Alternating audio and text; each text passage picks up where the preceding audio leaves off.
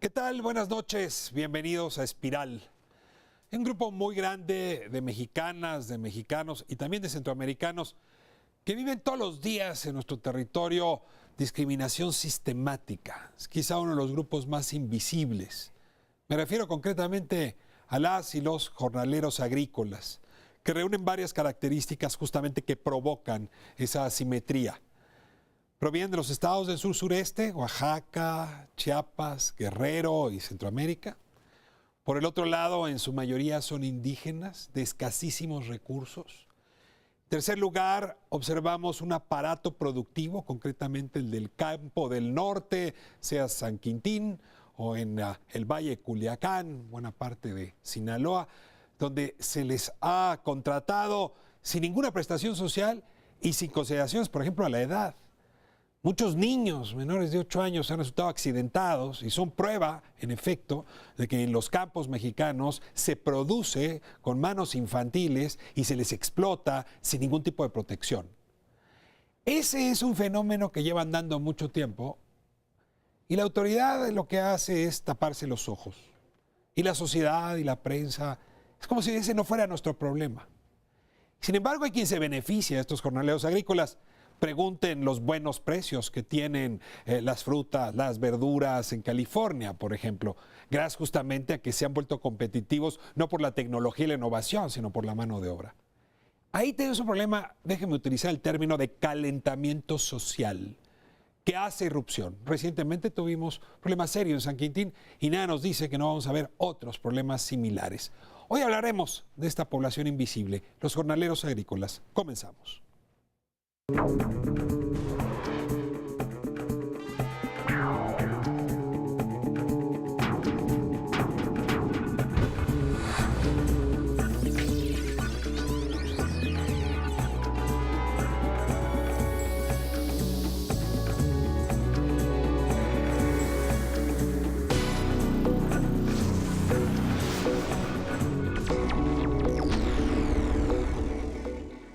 Abrimos nuestra conversación sobre jornaleros agrícolas con quienes, sea desde la organización social, desde la academia, de distintos ángulos, han venido observando sus derechos y sobre todo el incumplimiento que hay de sus derechos en México.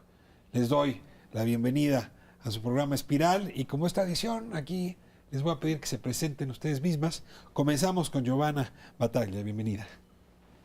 Hola, buenas noches. Mi nombre es Giovanna Battaglia, vengo del Centro de Desarrollo Indígena Loyola y estoy aquí porque el tema jornaleros es un tema que ha atravesado a mi persona por lo que he podido constatar en los campos agrícolas de Guanajuato, por la miseria, por la falta de proyecto de futuro de las personas con las que yo he podido contactar.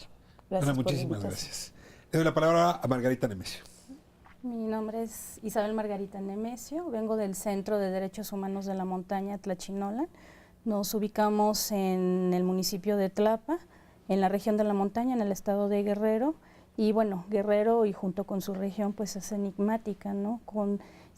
Contempla en el primer lugar de migración interna, básicamente de mujeres, hombres, niñas, niños y adolescentes indígenas que migran. Entonces, por ser un estado expulsor, que llega a diferentes entidades aparte de Sinaloa, es como la mayor figura que tiene para el tema de problemáticas que podemos trabajar desde el centro. Muchísimas gracias por estar aquí.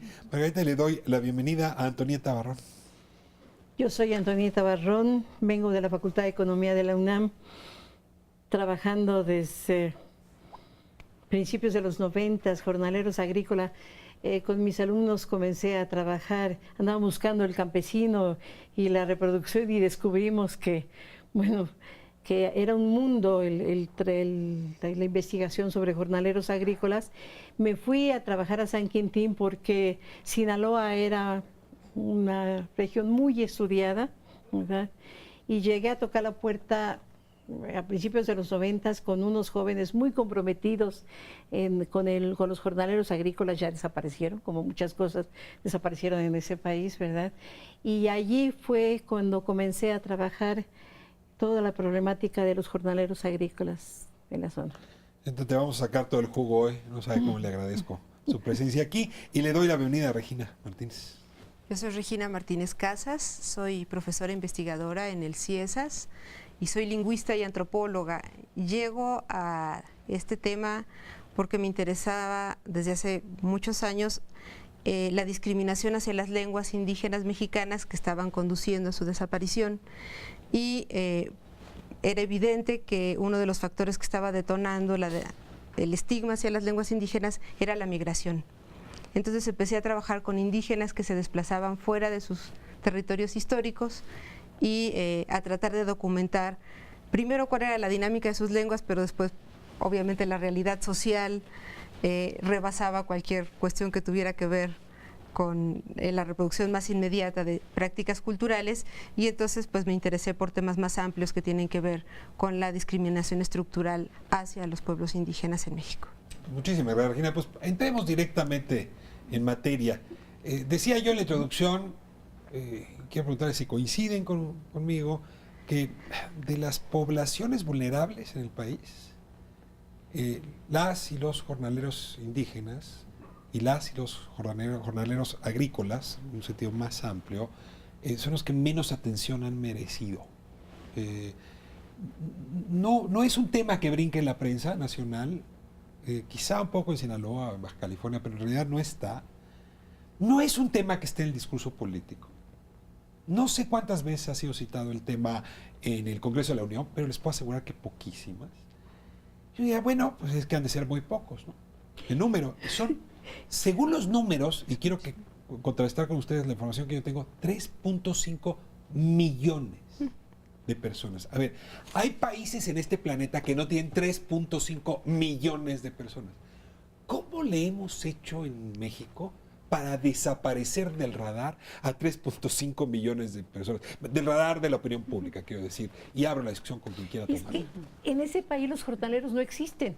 Lo hemos estado discutiendo recientemente en un programa que hacíamos con Margarita. Si yo voy a San Quintín, ¿sí?, los registros que tienen de jornaleros no llegan a 35,000. O sea, formalmente hay en números 35,000 en San Quintín. Sí. De acuerdo con las organizaciones de jornaleros, llegan a 85,000. ¿Sí? En Sinaloa no llegan a 100,000 y hay más de 150,000 jornaleros. Es decir, como el censo, cuando registra a las personas, los registra en su casa. Entonces, ¿usted qué es? Si a mí me toman en Oaxaca, yo digo que soy campesina, ¿sí? Cuando me voy a migrar a San Quintín, ahí nadie me pregunta qué soy. Entonces no existo. ¿Sí? ¿Cuántos jornaleros hay? El programa de jornaleros agrícolas, cuando era serio, hace 15 cuántos años, ¿verdad?, estimaba que más o menos por el 2010 había cerca de 1 millón de jornaleros migrantes. Más la familia, ¿sí?, más la familia. Más o menos migrantes son como 5 millones. El programa de jornaleros estima que son 9 millones de jornaleros con su familia.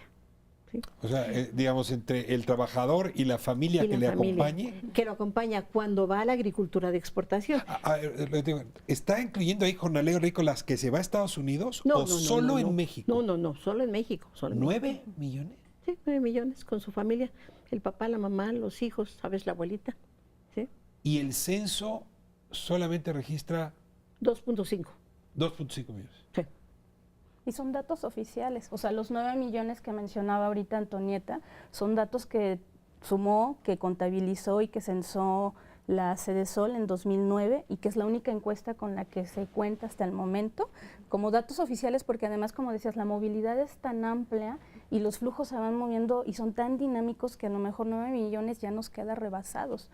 Y la otra es que además estos 9 millones no son visibles porque caemos en este punto, no es población indígena, bueno, de entrada jornaleros, que además el concepto no es nuevo, ¿no? El jornalero como tal se emplea en la tierra del vecino, en un lugar o una región cercana a su comunidad de origen, entonces a lo mejor como que no impacta tanto.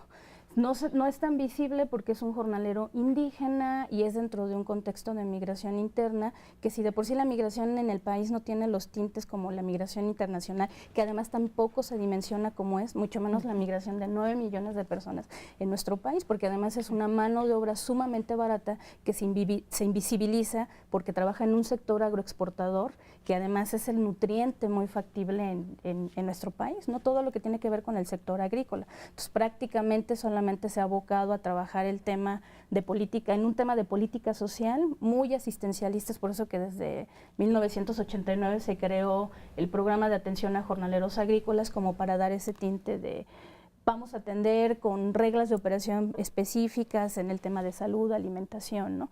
Pero digamos que hasta ahí se ha diluido y con ese carácter se cree que la política pública para esta población efectivamente radica en que se está como visibilizando y cristalizando derechos básicos. Lo cierto es que no, o sea, hay condiciones reales de explotación y que no solamente son de explotación, son de esclavitud, ¿no? Y un paréntesis, ahora que entregó la Auditoría Superior de la Federación, pues, en fin, el análisis sobre cuentas nacionales del 2013, encontró que había un desfalco enorme sobre el programa de jornaleros agrícolas. O sea, no solamente están invisibilizados, sino si esos recursos públicos acaban sirviendo para intereses privados. Pero bueno, cierro el paréntesis.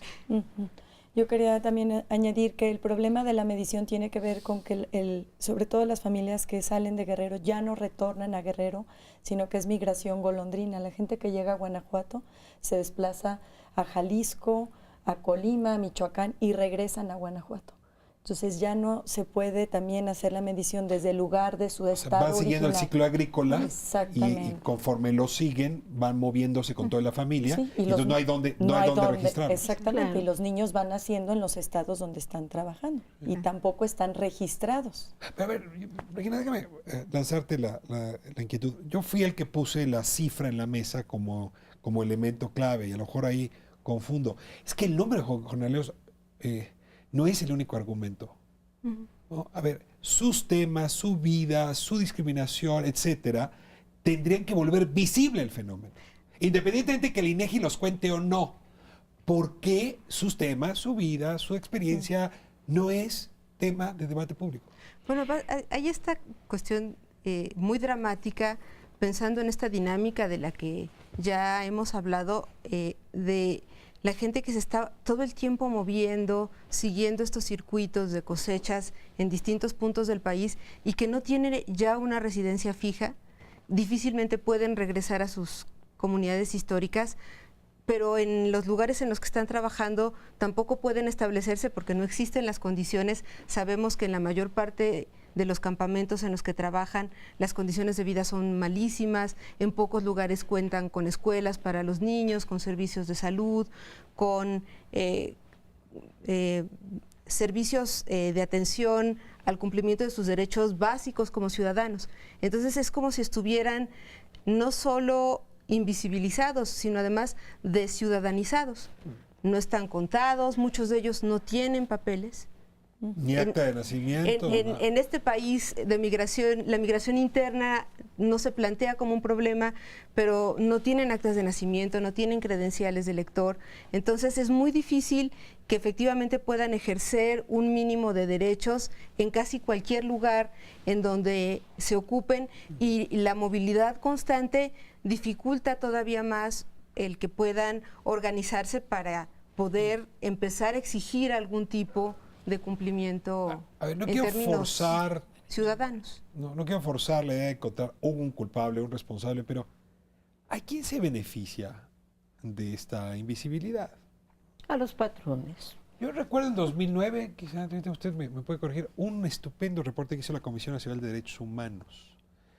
Y le dedicó buena parte de ese reporte a hablar de los niños.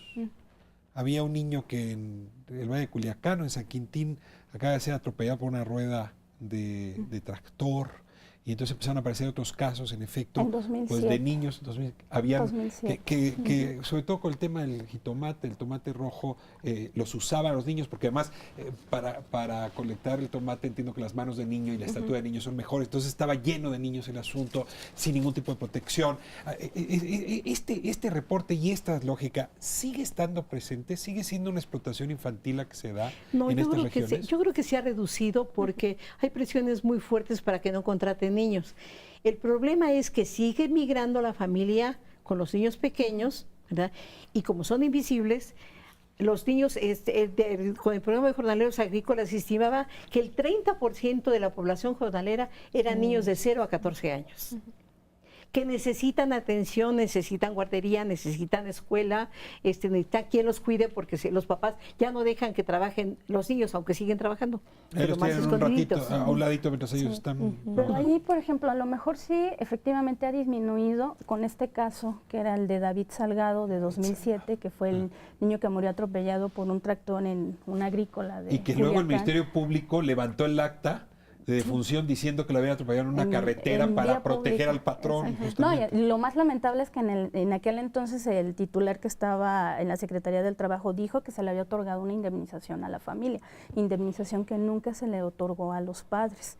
Pero aquí, efectivamente, el índice de trabajo infantil, como estaba reportado, con estas estadísticas ha bajado. Sin embargo, por ejemplo, la parte de documentación que hacemos desde el centro, efectivamente, en el mismo Culiacán hay zonas que permite, como no hay inspecciones o no hay como un trabajo y un seguimiento por parte de las autoridades, hay campos que sí permiten que en la clandestinidad o con el argumento de que está haciendo un trabajo donde se colabora con los padres, donde es más bien como de apoyo que no es asalariado, sino complementario al de sus padres, se permite que los niños sí sigan trabajando. Y nosotros lo hemos constatado. De hecho, cuando se vio en Guanajuato o en San Luis, hace un año 2 niños de 8 años murieron y venían saliendo de una actividad agrícola como asalariados. Igualmente, ¿no? La autoridad no reconoció que tenían una condición como trabajadores.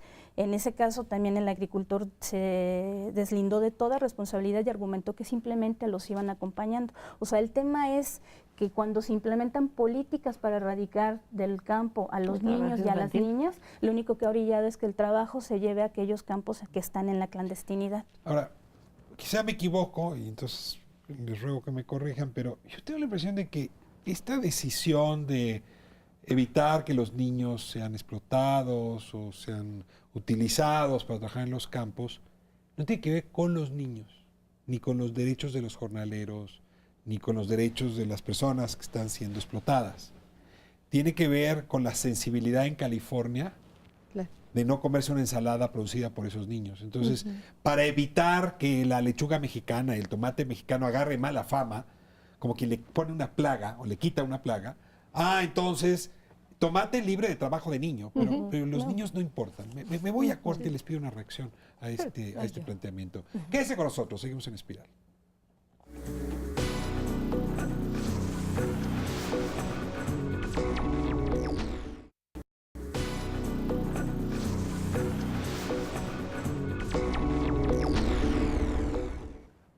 Estamos de vuelta en Espiral, hablando de jornaleros agrícolas, y bueno, antes de irme, dejaba ahí una pregunta.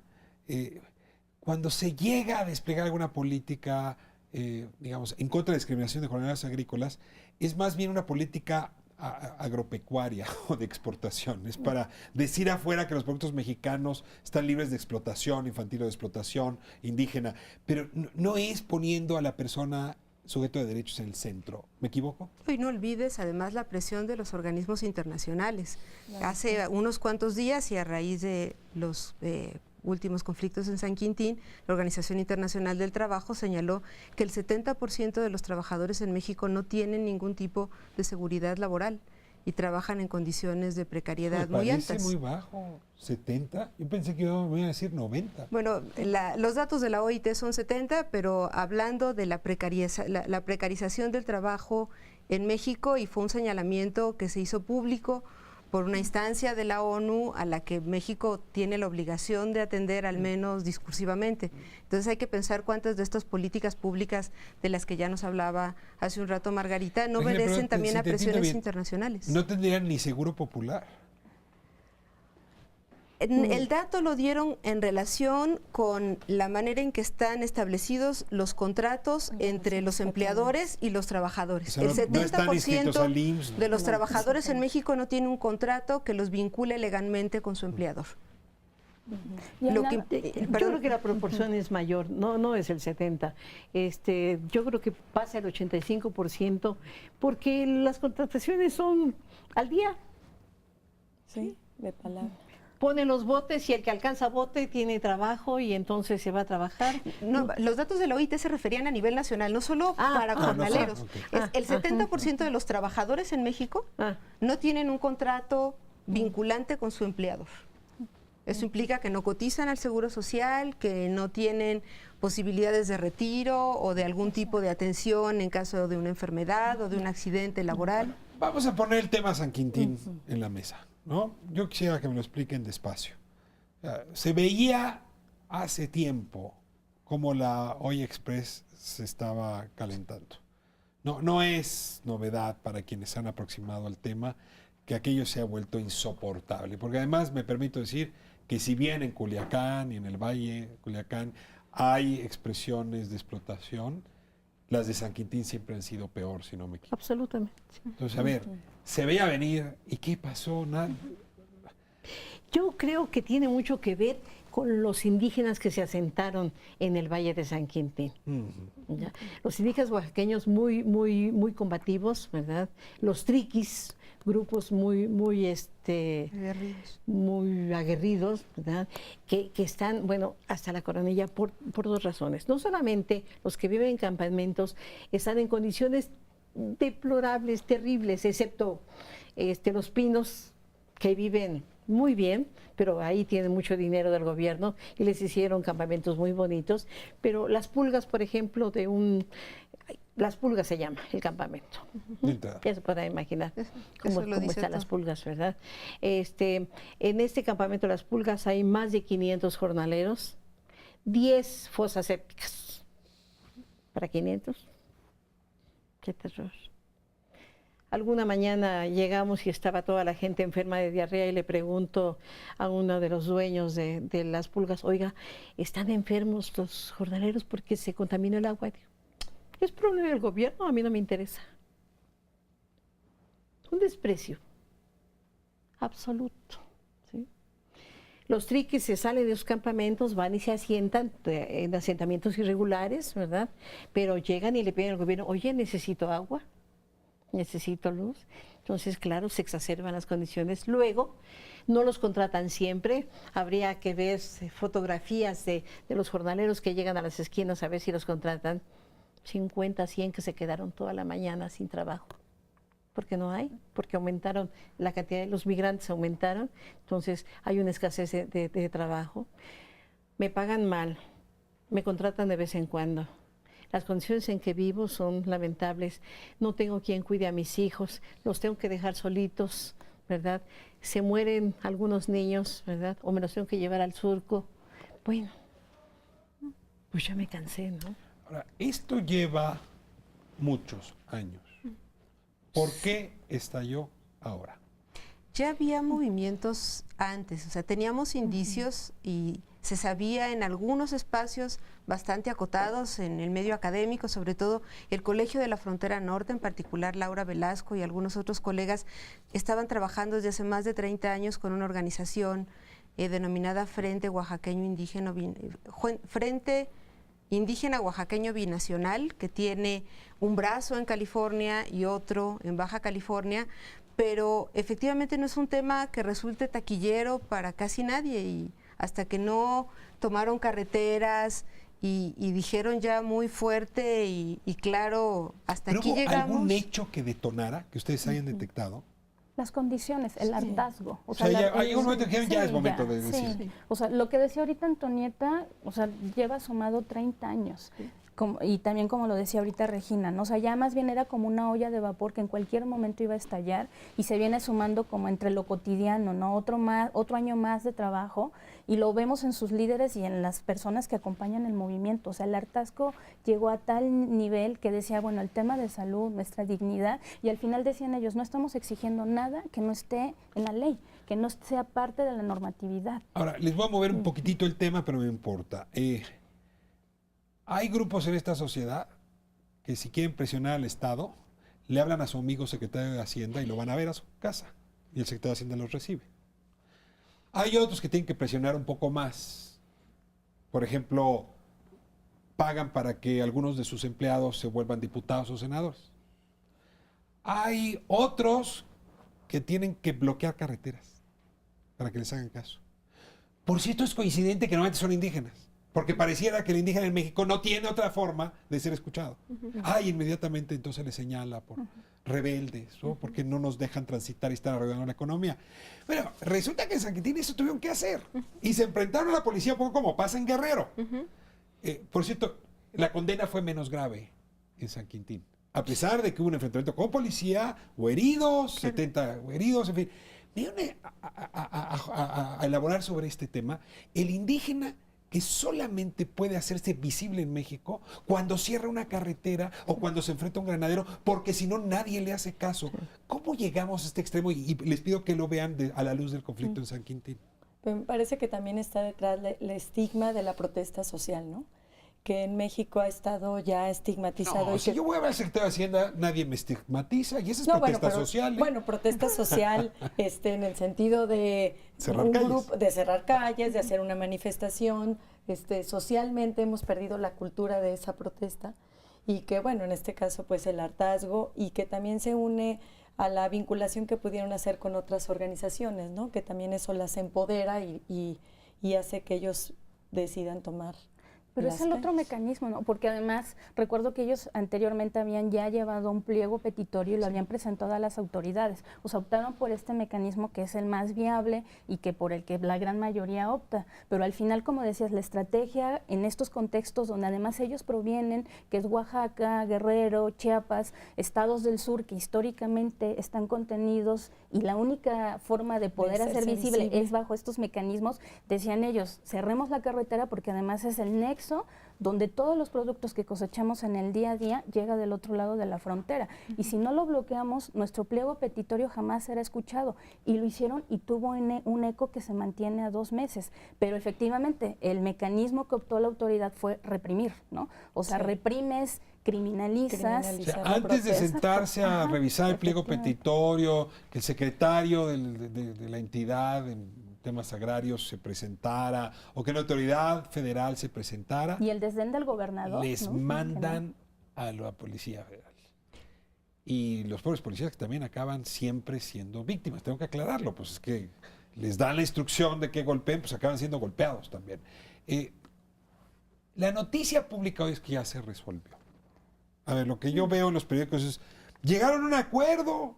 Entonces yo me imagino mañana la clínica del siglo XXI puesto en San Quintín, las escuelas que no habían llegado, en fin, el agua, ¿no? Los empleadores ya respondieron que no. Sí, ya. Los empleadores dijeron que no estaban de acuerdo con ese, o sea, que era un acuerdo que había negociado el representante de la Secretaría de Gobernación con los líderes de los jornaleros, pero ellos declararon públicamente que ellos no tenían por qué cumplir ese acuerdo porque no lo habían firmado los empleadores, lo había firmado el ¿Por qué no subieron los empleadores a esa negociación? Estuvieron como observadores, hasta donde tengo entendido, nada más como observadores, ¿verdad? No se quieren comprometer y no hay quien los obligue. Claro. Ya el subsecretario del Trabajo ya también se deslindó, dijo que no es competencia. Ahora, ¿me dejan ponerme del lado del patrón para tratar de explicar un fenómeno ante la audiencia? Vamos a poner que ahí no hay personas, simplemente hay unidades de costos. Que usted no quiere trabajar conmigo, los traigo de Honduras. O que usted no quiere trabajar conmigo, los traigo de Guatemala, o lo traigo de Guerrero, de Oaxaca. Está a tal punto escaso el empleo que en efecto los seres humanos hoy están dispuestos a malbaratar su mano de obra con tal de tener algo de ingreso. Estos individuos ven unidades de costo. Sí, pero... ¿Por qué tendrían que ver otra cosa? Déjame jugar con ese. ¿Por qué tendrían que ver otra cosa? Si este señor no quiere trabajar, traigo otro que me va a cobrar menos. Sí, está bien. Puede ser que seas capaz de que traigas guatemaltecos o traigas de otra región de Guerrero, otra región de Oaxaca o de otra región de Chiapas. Pero hay una ley que dice, el patrón tiene la obligación de darle seguridad social a los trabajadores, de darle vivienda digna, de darle no sé qué. Tú puedes hacer lo que quieras y traerlos donde quieras, pero tienes que cumplir con la ley.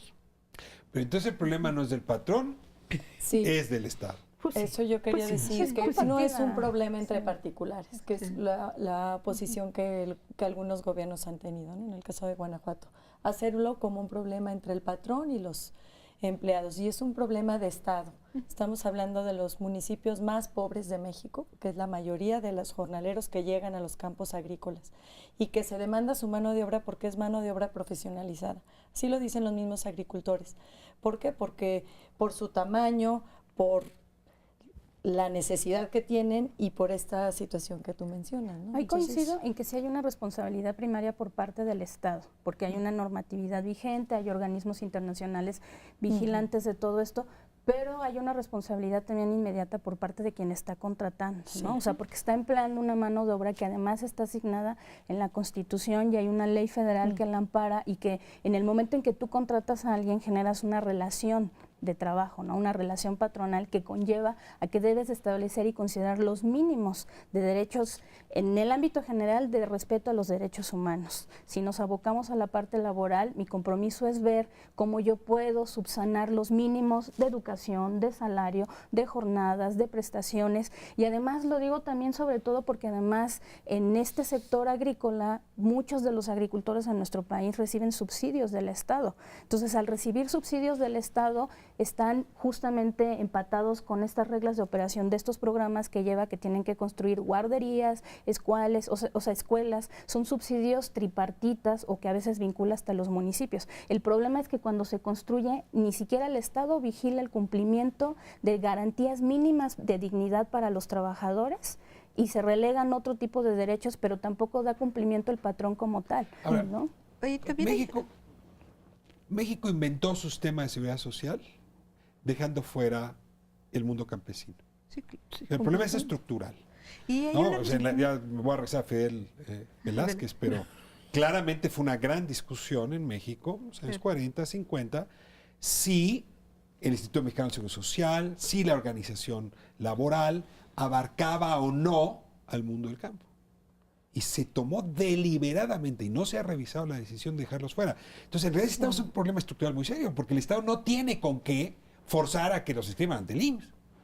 No, Sí, y sí, tenemos una claro. responsabilidad social también, Ricardo. Yo creo que todos los días cuando vamos al mercado a adquirir los productos que comemos cotidianamente, no nos preguntamos de dónde vienen Momento. y por qué son tan baratos en México. ¿Estás diciendo que los consumidores somos cómplices? Yo creo que sí. Nos vamos a corte y regresamos justo con ese tema. No se vayan.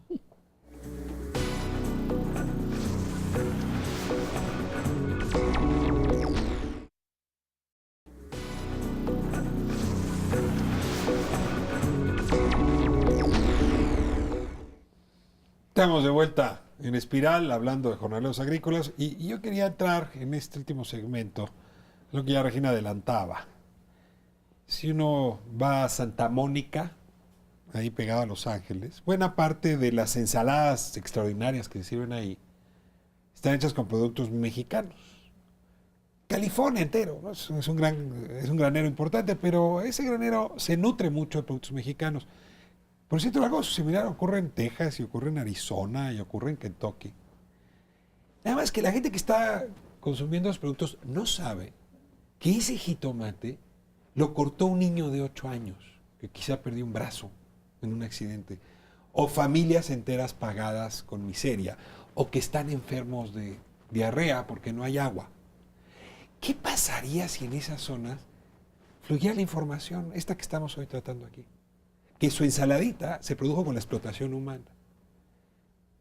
Y pues ahora me junto con el tema que decía Regina. Bueno, pero es que no solamente es en California, en Santa Mónica, es en cualquiera de las mesas de nosotros.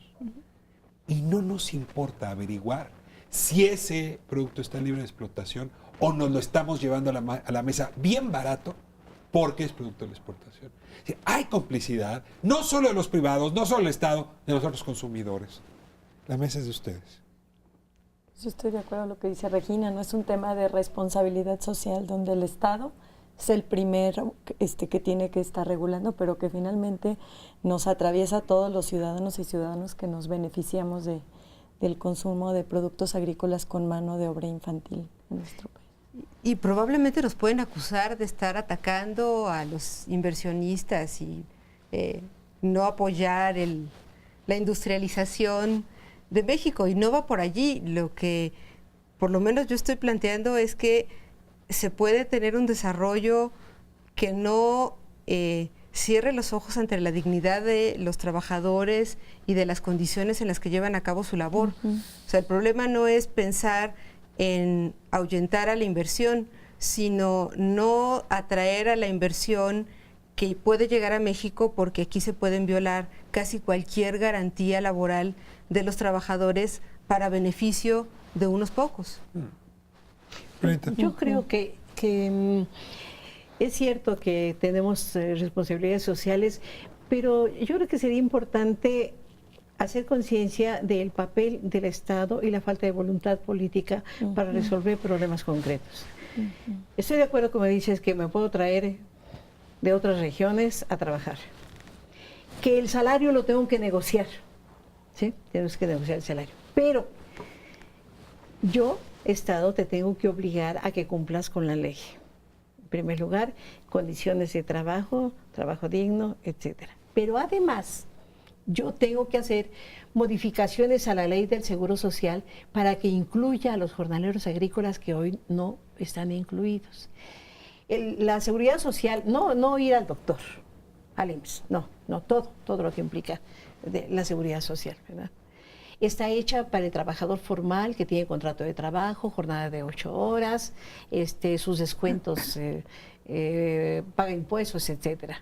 Pero los jornaleros agrícolas no tienen un patrón definido, sí lo tienen, pero lo contratan un día sí, otro día no, ¿sí?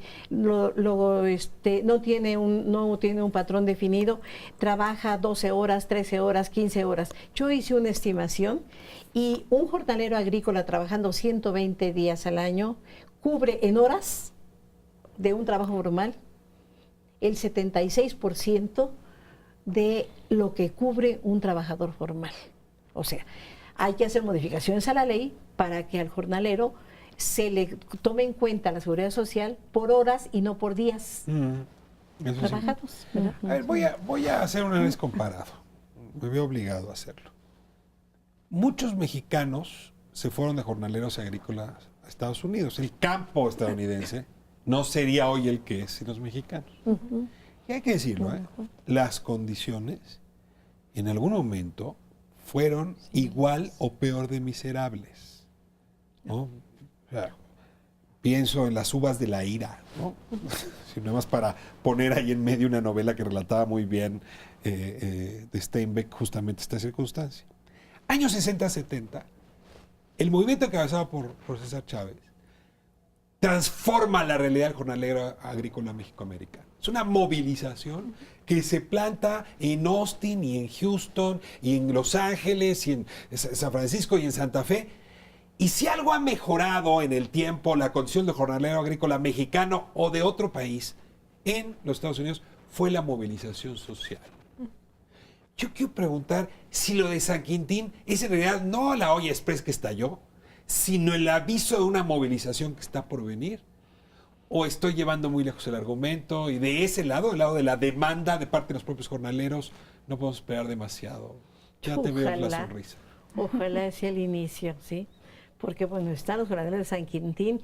En Sinaloa están mucho mejor, pero bueno, están los de Sonora, los de Veracruz, ¿verdad? Los cortadores de naranja de Veracruz. Los cañeros. Los cañeros.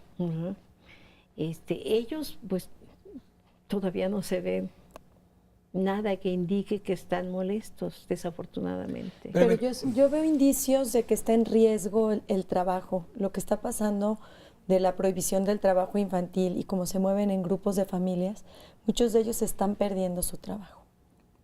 Están perdiendo su trabajo porque los patrones, algunos, tienen miedo de las inspecciones y que saben que puede ser cárcel. Cualquier liderazgo que emerja en aislado le cortan la cabeza, ¿no? Lo corren, regresa a tu tierra, no te vuelvo a contratar y se pasan la voz del nombre. Exactamente, y entonces lo que yo he palpado es que hay preocupación porque el trabajo está en riesgo y eso es un indicio de que puede haber un movimiento, una protesta porque quieren trabajar, porque además es migración golondrina, porque además si hoy no los dejan trabajar en los estados donde hay ahorita corte como en Guanajuato, no pueden retornar a sus pueblos porque en sus pueblos no hay maíz, no tienen animales, o sea, no hay que comer si hoy no los dejan trabajar aquí. Entonces, solo la prohibición me parece pero sí que me puede... quiero escapar de lo que debería ser.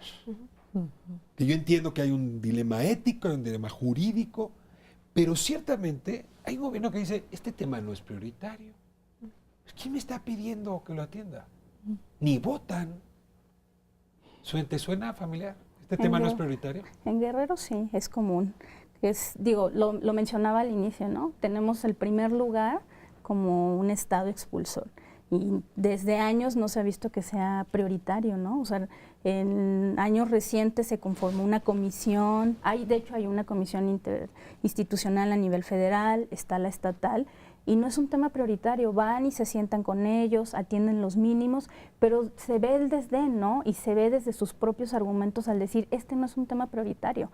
En la agenda política del Estado hay otras prioridades, pero no es la migración interna, es más la migración que se va a Estados Unidos porque significa o tiene otro esquema. La población indígena de la región no es prioritaria ni siquiera para las autoridades locales, ni siquiera municipales. Y se ve en las mesas donde nos reunimos y ahí se vio además hasta la poca importancia que le dieron. Hace una semana se movilizaron en Guerrero más de 70 comunidades presididas por comisarios, por autoridades de los pueblos, justamente en demanda de exigencias que ellos veían. Decían ellos, tenemos mucho el temor de esto, ¿no? De que se reprima, de que nos quiten y limiten nuestra fuente de trabajo, pero nuestro hartazgo está llegando a más allá de solidarizarnos con San Quintín, pero nos está asfixiando porque además en Guerrero llevan casi un mes esperando que la autoridad se siente para atender los mínimos de compromisos que llegó hace un mes. Y ni siquiera se sentó a pesar de que marcharon en Tlapa. Ellos decían, vamos a llevar otras acciones, porque si no las hacemos, es lo que decías hace rato, ¿no? Más allá de bloquear esto, jamás van a focalizar que el problema está ahí. Decíamos hace poco, van 41 niños muertos, tampoco resuena, ¿no? Niños que han muerto en los campos agrícolas.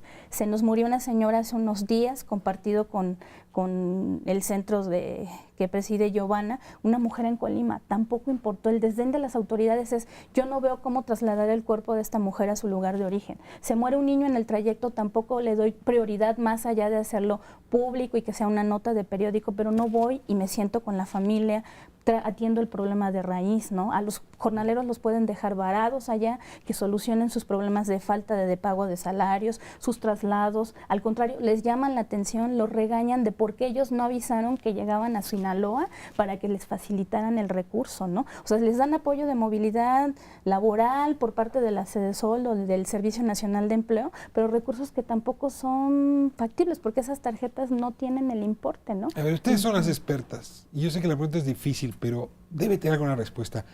¿Cómo, lo digo en plural, primera persona del plural, cómo hacemos relevante un tema que es relevante?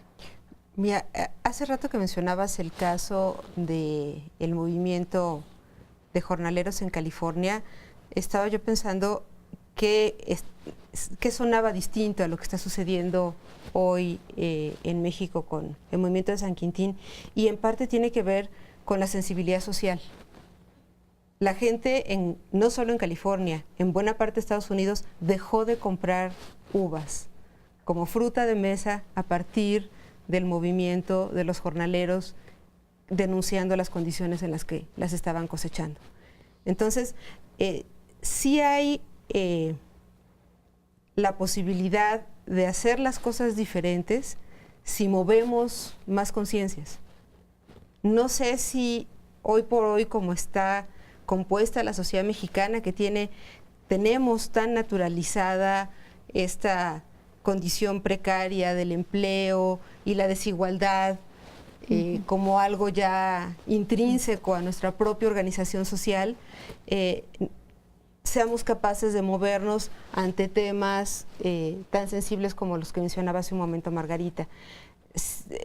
Si mueren un cierto número de niños en una ciudad, en otras condiciones, la sociedad entera se incendia. Si mueren 41 niños jornaleros, prácticamente nadie dice nada. Entonces yo creo que tenemos que empezar a pretender mover alguna de las fibras de conciencia que le quede a este país. ¿Alguien que tenga otra idea que añadir? Podremos moverlo, o sea, ahí más bien agregaría... Después de tantos años trabajando en el tema, me preocupa su gesto. Perdóname que interrumpí. Porque el gesto fue como de... No, lo que pasa es que ¿qué quiso decir por los ese gesto? 90s, los grupos de jornaleros comenzaron a organizarse en San Quintín y también pequeños grupos en Veracruz, ¿verdad?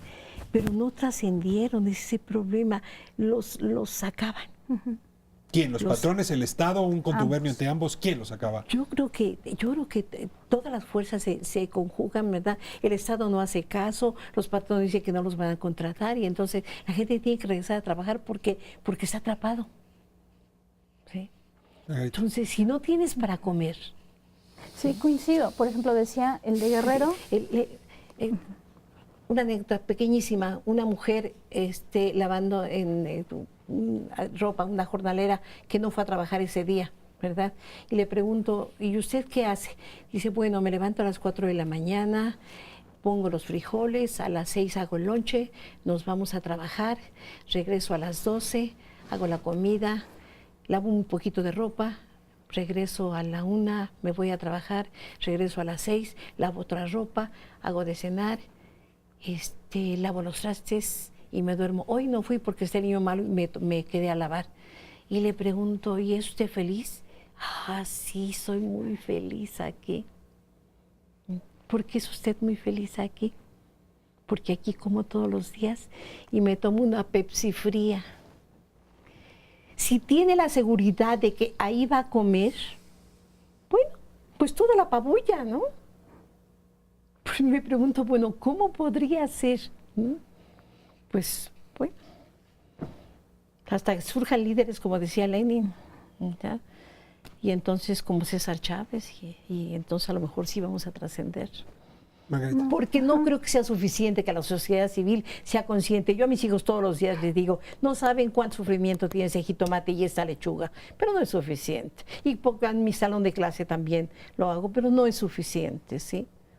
Tiene que surgir a fuerza de la clase obrera y de sus jornaleros.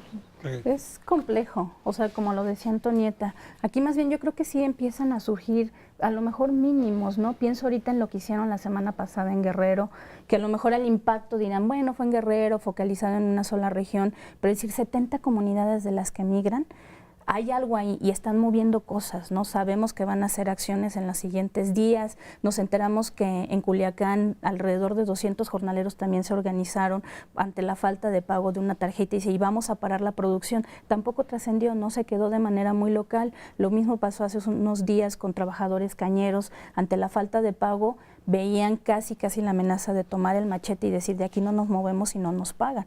El problema es eso, como decías, que el contubernio en apagar a estos pequeños liderazgos que van emergiendo es bajo el temor, porque nos enteramos, y eso pasó en Sinaloa, que no se reprodujera, y el mismo gobernador de Sinaloa dijo, este virus no se puede reproducir en Culiacán, y inmediatamente se tomaron las medidas para evitar y apagar cualquier chispita que pudiera salir, y se pretende, ¿no? No solamente en los estados donde están llegando estas familias, nosotros identificábamos que son 17 en el país, más otras 2 que se suman, hacen un total de 19 estados en condiciones de explotación, que son más de la mitad de los estados que comprenden nuestra república. Y si en estas chispitas se apagan de esa manera, pero creemos que pudiera salir, o sea, el hartazgo y lo que hizo San Quintín, creo que es visible y podrá tener por lo menos focos de reproducción en otros lados. Se nos fue el tiempo. Les agradezco muchísimo a las 4 darle relevancia al tema. Y bueno, sí me quedo con la pregunta. ¿Qué tan cómplice es cada uno de nosotros con esta circunstancia? ¿O es el problema de alguien más? Le dejo la pregunta, nos vemos el próximo miércoles. Gracias por habernos permitido entrar a sus hogares.